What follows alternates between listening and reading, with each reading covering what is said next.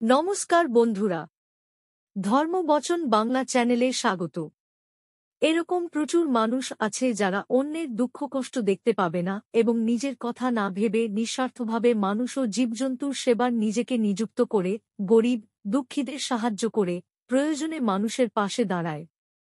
যারা এরকম দান ধ্যান সেবা করে এবং যারা করে না তারা অবশ্যই এই ভিডিওটি মন দিয়ে দেখুন, কারণ এই ভিডিওতে ভগবান শ্রীকৃষ্ণের দেওয়া এক মহৎ শিক্ষা লাভ করতে পারবেন যা আপনার জীবন বদলে দেবে। তাহলে চলুন দেরি না কনক জেনে নেওয়া যাক যে সেই ঘটনাটি কি যেখানে শ্রীকৃষ্ণ এই মহৎ শিক্ষাটি প্রদান করেন। এক গ্রামে একটি হতদরিদ্র ছেলে বাস করত। সে খুব কৃষ্ণ ভক্ত ছিল। সে একবার রাতের বেলায় হারিকেন জ্বালিয়ে গীতা পাঠ করছি নাইঠাৎ এরকম সময় তেল শেষ হয়ে যায় এবং হারিকেলটি নিভে যায় এবং সে মনের দুঃখে করিতে থাকে এবং ভগবানকে বলতে থাকে, হে কৃষ্ণ, তুমি আমায় এত গরিব করে কেন পাঠালে? তেল কিনে যে তোমার মুখর্ণিতে বাণী পাঠ করব সেই সামর্থ্য আমির নেই। এই বলে সে আরও জোরে জোরে কাঁদতে থাকে। তার ঘরের পাশেই আরেকটি যুবক ছেলের ঘর ছিল। সে প্রতিদিন কাজ থেকে ফিরে এসে রাতে মদ্যপান ও অন্যান্য নেশায় ডুবে থাকত। তখন হঠাৎ সে পাশের ঘরের ছেলেটির কান্নার আওয়াজ শুনে প্রচণ্ড বিরক্ত হয় এবং সে মদ্যপান অবস্থায় সেই ছেলেটির দরজায় গিয়ে কড়া নাড়ে। ছেলেটি দরজা খোলার পর সে মাতাল যুবকটি তাকে জিজ্ঞাসা করে যে, তুমি কাঁদছ কেন? উত্তরে ছেলেটি বলল যে, আমি একই গরিব যে তেল কিনে যে গীতা পড়ব সেই সামর্থ্যটুকু আমার নেই। মাতাল যুবকটি তাকে বলল, তুমি কেঁদো না, আমি তোমার জন্য এক টিন কেরোসিন তেল কিনে আনছি। এই বলে সে সেখান থেকে চলে গেল। কিছুক্ষণ পর সে কেরোসিন তেল কিনে এনে ছেলেটির হাতে শিয়ে বলল, আমি আর জীবনে মদ খাব না।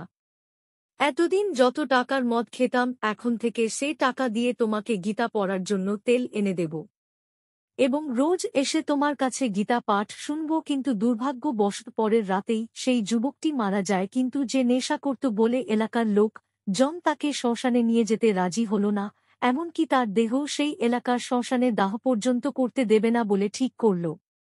অতঃপর সেই যুবকটির দেহ সবাই মিলে একটি জঙ্গলে রেখে চলে আসল। তারা চাইছিল যে তার দেহ খাতে হিংস্র পশু পাখিরা খেয়ে নেয়, কিন্তু ভগবানের কি অসীম লীলা যে তার দেহ 3 দিন শূন্য রাত জঙ্গলের পড়েছিল একদম অক্ষত অবস্থায়।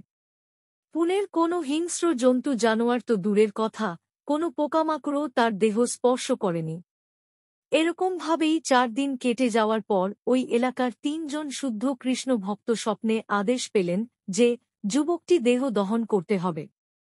পরের দিন তারা 3 জন মিলিত হয়ে যুবকটির মৃতদেহ জঙ্গল থেকে নিয়ে এসে স্নান করিয়ে শ্মশান ঘাটে নিয়ে গিয়ে সবার সাহায্য চাইল, কিন্তু এলাকাবাসী বললেন যে একজন নেশাখোরের দহনে আমরা সাহায্য করব না। তখন সেই 3 জন কৃষ্ণ কক্রের মধ্যবয়স্ক যে ব্যক্তি ছিল তিনি সবাইকে জিজ্ঞাসা করলেন যে এমন কি কেউ নেই যে এই মৃত ব্যক্তির একটি ভালো কাজের কথা বলতে পারে। তখন একজন লোক হাত তুললেন, আর এই লোকটি হলেন সেই দোকানদার যার কাছ থেকে যুবকটি সেই ছেলেটির জন্য 1 টিন তেল কিনেছিলেন। ওই দোকানদার বলল যে আমি তাকে বলতে শুনেছি যে জীবনে অনেক পাপ করেছি, কিন্তু দেখি এই ভালো কাজের বিনিময়ে ভগবান আমাকে কি ফিরিয়ে দেয়, এই ভালো কাজের বিনিময়ে ভগবান শ্রীকৃষ্ণ আমাকে মাফ করেন কিনা।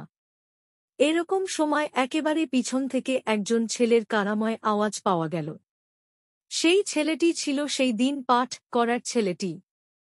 শেষবাইকে উদ্দেশ্য করে বলল যে আমি কাল রাতে একটি স্বপ্ন দেখেছি।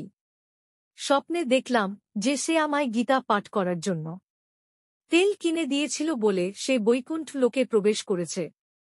এই হল দানের মহিমা, যে ব্যক্তি অন্যের সেবায় নিম্নস্বার্থভাবে নিযুক্ত করেন, বিশেষ করে যে ব্যক্তি অন্যকে গীতা পাঠ করতে সাহায্য করেন বা গীতা পাঠ করার জন্য কিনে দিয়ে সাহায্য করেন, এরকম ব্যক্তি প্রকৃতপক্ষে ঈশ্বরেরই সেবা করছেন।